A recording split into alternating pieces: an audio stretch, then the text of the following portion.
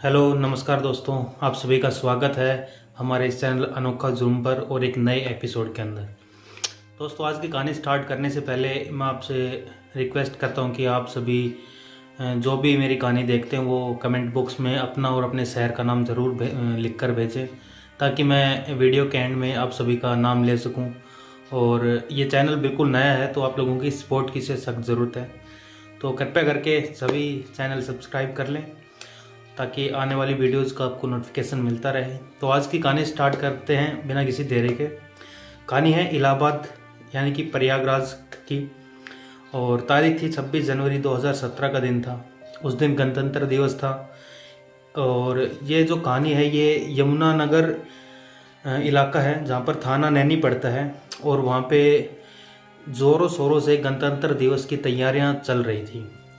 उस थाने के अंदर इंस्पेक्टर होते हैं जो अवधेश प्रताप सिंह होते हैं, और वहाँ पर एक सीओ आने वाली थी जिनका नाम है अलका भटनागर। और इसी कार्यक्रम के बीच एक आदमी पुलिस थाने के अंदर आता है, बिल्कुल दुबला पतला सहमा सा, और आकर बोलता है कि मुझे पुलिस अध्यक्ष से मिलना है।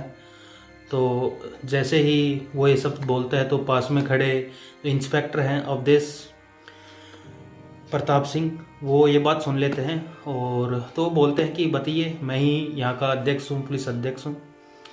तो इंसान बोलता है कि मैंने 2 लोगों का मर्डर कर दिया है। इतना सुनते ही साइड में जितने भी पुलिस वाले खड़े होते हैं वो एकदम से चौंक जाते हैं उनकी बात सुनकर और उसकी तरफ देखने लगते हैं। तो इंस्पेक्टर साहब देखते हैं कि दुबला पतला आदमी जिसकी आंखें बिल्कुल लाल हैं, और ऐसा लग रहा था जैसे एक रात से सोया नहीं है, बाल भी इधर उधर उछले पुतले थे। और इसी बीच सीईओ जो अलका भटनागर है वो भी आ जाती है, और उन्हें भी इस बात का पता चलता है कि कोई व्यक्ति थाने के अंदर आया है और उसने 2 लोगों की मौत कर दी है, वो ऐसा बता रहा है। तो जल्दी से जल्दी लोग अपना गणतंत्र दिवस का जो कार्यक्रम है वो समाप्त करते हैं, और उस व्यक्ति को लेकर गाड़ी में बिठाकर उसके घर के लिए निकल जाते हैं। जैसे ही वो उसके घर के पास पहुंचते हैं तो व्यक्ति के घर के बाहर ताला लगा हुआ था, बिल्कुल सन्नाटा था। व्यक्ति का नाम था इंद्र कुमार, जो कि गरीबदास मोहल्ले के अंदर रहता था, तालाब के पास में। उसकी पत्नी का नाम था गीता। जैसे पुलिस वाले अंदर जाते हैं घर के अंदर तो वाकई ही उसने जो पुलिस देखती है कि घर के अंदर 2 लोगों की लाश पड़ी है, जिसमें एक व्यक्ति है और एक उसकी पत्नी है जिसका नाम गीता है। तो पुलिस वाले उससे अपने हिरासत में लेते हैं उस व्यक्ति को, इंद्र कुमार को, और उससे पूछताछ करते हैं कि तुमने इन दोनों का कत्ल किस लिए किया है। वो बताता है कि इनकी हत्या उसने गला दबाकर की है। पुलिस उससे पीछे की कहानी पूछती है कि तुमने इन दोनों हत्याएं क्यों की हैं। इंद्र कुमार पीछे की कहानी सुनाता है। वो ये है कि इंद्र कुमार इलाहाबाद के गरीबदास मोहल्ले में रहता था अपनी पत्नी गीता के साथ, जिसकी उम्र 32 साल थी। उसके 4 बच्चे थे। बड़ी बेटी थी जिसकी उम्र 15 साल थी। पैसे से अपने घर के बाहर चाय नाश्ते की दुकान जो चलाता था, और घर के आगे की साइड इसके एक काम था। काम अच्छा चल रहा था बिल्कुल। गीता घर के काम में व्यस्त रहती थी, लेकिन जब घर के काम से वो फ्री हो जाती तो अपने पति के साथ बाहर चाय की दुकान पर ही, चाय नाश्ते की जो दुकान थी उस पर अपने पति का हाथ बटाती थी। अब इस घटना से 3 साल पहले चलते हैं। इंद्र कुमार के घर के पास उनके घर के पास एक रितेश सोनी नाम का एक व्यक्ति रहता था, जिसके पिता का नाम बनारसी लाल सोनी था। और रितेश सोनी जो कि 23 साल का लड़का था, वो अक्सर गुटखे और सिगरेट का शौकीन था। तो वो इंद्र कुमार जो है वो अपनी चाय की दुकान लगाता था, तो वो गुटखे सिगरेट बीड़ी भी रखता था। क्योंकि बीड़ी सिगरेट और गुटखे का शौकीन था तो ये चीज़ें खरीदने के लिए वो इंद्र कुमार की दुकान पर आता था और कभी कभार चाय भी पीता था।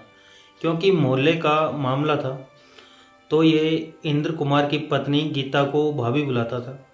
तो जब ये दुकान पर सिगरेट या गुटखा खरीदने के लिए आता था तो ये कभी कभार गीता से हंसी मजाक भी कर लेता था, और ये हंसी मजाक उसके पति इंद्र कुमार के सामने करता था। क्योंकि मोहल्ले का मामला था, इंद्र कुमार भी कुछ बुरा नहीं मानता था। जब ये मजाक करता तो गीता भी हंसकर इसका जवाब देती थी, क्योंकि गीता इससे 9 साल बड़ी थी।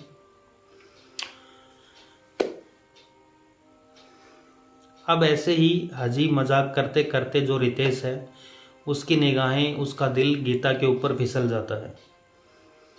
अब वो जब रितेश गीता से हंसी मजाक करता तो वो हंसकर मुस्कुराकर उसकी बातों का जवाब दे देती। जो इंद्र कुमार था वो, क्योंकि उसकी चाय नाश्ते की दुकान थी, तो दुकान का कुछ ज़रूरी सामान लेने के लिए इलाहाबाद जाया करता था और हफ्ते में 2 से 3 रोज़ इसके लगातार इलाहाबाद के चक्कर लगते थे। तो रितेश यही सब चीज़ें देखकर इसका फ़ायदा उठाता है। इंद्र कुमार की गैर मौजूदगी में उसकी दुकान पर जाता, गीता के साथ हंसी मजाक करता और गीता भी हंसकर जवाब दे देती थी। और जब गीता की तरफ से उसको छूट मिलती है तो हंसी मजाक वो और ज़्यादा करना स्टार्ट कर देता है। एक रोज़ गीता से बोलता है कि भाभी आप बड़ा सुंदर हो, जबकि इंद्र को देखो वो बिल्कुल उल्टा है, ना तो उसकी उम्र आपसे मैच करती है और ना ही वो इतना खूबसूरत है जितनी आप सुंदर हैं। तो इस तरीके की बात है। अपनी तारीफ़ें जब गीता इंद्र के मुंह से सुनती है तो बड़ा खुश होती है। उनकी तारीफ़ों को थोड़ा और जब छूट मिलती है तो और तारीफ़ें करना स्टार्ट कर देता है। अब ऐसे ही करते करते कुछ रोज़ गुजर जाते हैं। एक रोज़ रितेश मौका देखकर गीता का हाथ पकड़ लेता है और उसे बोलता है कि भाभी मैं आपको बहुत पसंद करता हूँ और आपको देखकर ऐसा बिल्कुल भी नहीं लगता कि आप 4 बच्चों की माँ हैं। अब अपनी तारीफ़ें सुनकर गीता फूले नहीं समा रही थी, देखने में काफ़ी सुंदर थी और उसको भी, जो उसका पति था इंद्र, शायद कहीं ना कहीं वो भी अपनी पत्नी को पसंद नहीं करती थी, लेकिन जैसे तैसे उसके साथ वह समय गुजार रही थी। अब धीरे धीरे उसको रितेश पसंद आने लगता है, उसको भी रितेश से प्यार हो जाता है। अब एक रोज़ मौका देखकर रितेश जब गीता का हाथ पकड़ता है तो गीता बोलती है कि देवर जी ये क्या कर रहे हो, आप तो मुझे भाभी बुलाते हो, मोहल्ले वाले देख लेंगे तो गजब हो जाएगा। रितेश बोलता है कि ठीक है, यहाँ मोहल्ले वाले देख लेंगे तो गजब ढाने, अंदर कमरे में चलते हैं। गीता बोलती है कि नहीं, आज नहीं, मेरे पति आने वाले हैं और कमरे में कभी चलते हैं। तो गीता की तरफ से जब ये चीज़ें वो सुनता है, ये अल्फाज जब उसे रिप्लाई में मिलते हैं तो उसकी हिम्मत और भी बढ़ जाती है और वो गीता का हाथ छोड़ देता है। लेकिन अगले दिन दोनों ने मर्यादा की दीवारें तोड़ डाली और अगले ही दिन दोनों एक कमरे में बंद हो जाते हैं। बंद कमरे के अंदर क्या हुआ, इन दोनों के बीच अब अवैध संबंधों का रिश्ता हुआ। उस रोज़ से जब ये खेल शुरू हुआ तो अक्सर ये खेल रोज़ खेला जाने लगा। जब इंद्र कुमार इलाहाबाद जाता तो उसकी गैर मौजूदगी में रितेश इसके घर आता और घर के अंदर ही दोनों एक कमरे में बंद हो जाते। गीता और रितेश दोनों ही अय्यासियाँ करते। अभी जब ये चीज़ें मोहल्ले वाले देखते हैं तो उनको भी शक होता है कि भाई रोज़ इंद्र कुमार को बताते हैं कि जब तुम इलाहाबाद जाते हो तुम्हारी पत्नी जो है तुम्हारी गैर मौजूदगी में रितेश को बुलाती है और उसको अपने घर के अंदर लेकर चली जाती है। घंटों घंटों तक दोनों घर के अंदर क्या करते हैं, थोड़ा सा निगाह रखो आप, क्योंकि इंद्र कुमार अपनी पत्नी पर बहुत ही ज़्यादा भरोसा करता था तो वो भी इस चीज़ को ज़्यादा सीरियस लेता नहीं है। अब इस वारदात से 6 महीने पहले इंद्र कुमार इलाहाबाद जो होता है इलाहाबाद से जल्दी वापस लौट आता है। वो देखता है कि दुकान पर कोई नहीं है, घर के अंदर जाता है और घर के अंदर जाने के बाद जो चीज़ें देखता है, एक पति देखता है कि उसकी पत्नी जो है अपने उम्र से 9 साल छोटे युवक की बाहों में है और दोनों ही आपत्तिजनक स्थिति में हैं। वह अपनी आंखों से ये देखता है, वह आग बबूला हो जाता है ये सब देखकर। रितेश वहाँ से फौरन ही फरार हो जाता है और जो इंद्र कुमार था वो सीधा साधा इंसान था, शरीर से भी कमज़ोर था। अपनी पत्नी को समझाता है कि ये तुम क्या कर रही हो, तुम शादीशुदा हो, 4 बच्चों की माँ हो। लेकिन उस समय तो गीता उससे माफ़ी मांग लेती है, अब वो उसको माफ़ कर देता है। कुछ दिन और गुजर जाते हैं। अब यहाँ जैसे ही समय का चक्र चलता रहता है, अब यहाँ कुछ दिन तो सब कुछ ठीक चलता है। रितेश गीता के घर आना बंद कर देता है, उसकी दुकान पर आना जाना भी कम कर देता है, लेकिन दोनों ज़्यादा दिनों तक ये चीज़ें बर्दाश्त नहीं कर पाए। इंद्र कुमार की आंखों में धूल झोंककर फिर से दोनों ने मुलाकातें करना स्टार्ट कर दी और दोनों एक दूसरे के करीब आते, संबंध बनाते। लेकिन ये चीज़ें क्योंकि छुपाई नहीं छुपती, तो इंद्र कुमार को फिर से एक बार अपनी अपनी पत्नी गीता के बारे में पता चल जाता है कि वो अब भी रितेश से मिलती है, और दोनों एक साथ घंटों घंटों तक, जब वो बाहर किसी काम से जाता है तो फिर कमरे में बंद हो जाते हैं। तो ये चीज़ें जब इंद्र कुमार को पता चलती हैं तो इस बार बड़ा गुस्सा होता है। ऐसे ही एक रोज़ जब वो वापस अपने घर पर आता है, जो उसने पहले देखा था वही सब नज़ारा इस बार भी वो अपनी आंखों से देख लेता है। रितेश और गीता फिर से एक दूसरे की बाहों में थे। अब ये चीज़ें देखने के बाद पहली बार उसको गुस्सा आता है और वो अपनी पत्नी गीता की पिटाई कर देता है, और पिटाई बहुत ही बुरी तरीके से करता है। अब इस पिटाई से चिढ़कर वो सोचती है, क्योंकि वो अपने पति से पहले से उसको वो पसंद नहीं करती थी, तो सोचते कि जो करना है अब खुल के करेंगे, धड़ल्ले से करेंगे। अब अगले ही रोज़ होता ये है, गीता के अंदर जो उसके मिजाज में तब्दीलियाँ आना स्टार्ट हो जाती हैं। वो इंद्र के सामने ही अपने आशिक रितेश से मिलती है, रितेश को फ़ोन करती है, उसे फ़ोन कर कर दुकान पर बुलाती है। इंद्र देखता है पहली बार कि उसकी पत्नी का रूप बिल्कुल बदल चुका है, क्योंकि वो शरीर से कमज़ोर था और गीता और जो रितेश था दोनों हट्टे कट्टे थे। अब वो चीज़ें पहली बार देखता है कि उसकी पत्नी गीता रितेश को फ़ोन कर कर बुला रही है।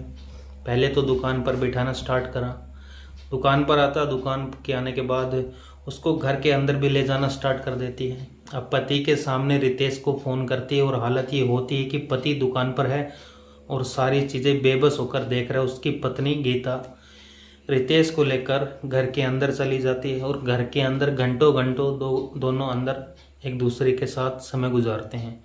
अब ये चीज़ें एक पति जब अपनी आंखों से देखता है तो बड़ा खुद को बेबस महसूस करता है।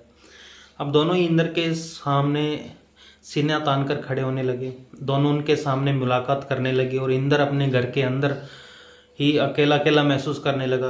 अब होता ऐसा है कि इस घटना से 10 रोज़ पहले की बात है। इंद्र जो है एक खतरनाक मंसूबा बनाता है और उसका इल्ज़ाम उसको पूरा करने के लिए बाज़ार जाता है, बाज़ार से 20 नींद की गोली खरीदता है। अब ये गोलियां खरीदने के बाद घर जाता है, घर जाने के बाद देखता है कि इसकी पत्नी जो गीता है वो खाना बना रही थी, उसका आशिक जो रितेश था वो टीवी देख रहा था। अब जाने के बाद ये 3 कप चाय बनाता है, चाय के अंदर नींद की गोलियां डालता है और उन दोनों को भी चाय पिलाता है, खुद भी वही चाय पीता है और पीने का बल्कि नाटक कर रहा था। और दोनों चाय पी रहे थे। अब ये सोचता है कि ये दोनों बेहोश हो जाएंगे, नींद में धुत हो जाएंगे, लेकिन ऐसा होता नहीं है। वो देखता है कि दोनों होश और हवास में हैं। वो सोचता है शायद गोलियों ने असर नहीं किया है। तब वो रितेश से बोलता है कि क्योंकि कल बाज़ार बंद था, तो ड्राई डे था, तो आज इसका मौका है, शराब खरीदते हैं, दोनों साथ बैठते हैं और शराब पीते हैं। रितेश शराब को ऑफर सुनकर खुश हो जाता है। दोनों बाज़ार जाते हैं, बाज़ार से शराब खरीदते हैं, घर लाते हैं। गीता भी खाना बना ही रही थी, दोनों शराब पीना स्टार्ट कर देते हैं। अब रितेश निढाल होने लगता है और गीता सोचती है किसने शराब पी है इसलिए निढाल हो रहा है।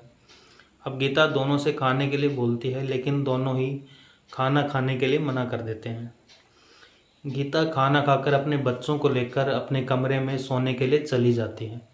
उस रोज़ गीता के 2 छोटे बच्चे जो थे वो घर पर थे और इंद्र कुमार ने अपने 2 बड़े बच्चों को, जो इसकी बेटी थी 15 साल की, एक छोटा बेटा था, इनको अपनी बहन के यहाँ पर छोड़ आया था क्योंकि उसको इस घटना को अंजाम देना था। तो 2 छोटे बच्चों को लेकर गीता अपने कमरे में सोने के लिए चली जाती है। इधर जब रितेश निढाल होने लगता है और बिल्कुल बेहोशी की हालत में चला जाता है, तो इंद्र कुमार जो होता है वो अपने गले से गमछा निकालता है, उसका गला दबाकर हत्या कर देता है। कुछ देर में उसकी सांसें रुक जाती हैं क्योंकि वो बेहोश था और वो अब अपनी पत्नी के कमरे में जाता है। उसकी पत्नी सो रही थी, वह उसी गमछे से अपनी पत्नी का गला दबा देता है। तो उसकी पत्नी ने भी काफ़ी जद्दोजहद के बाद अपना दम तोड़ देती है।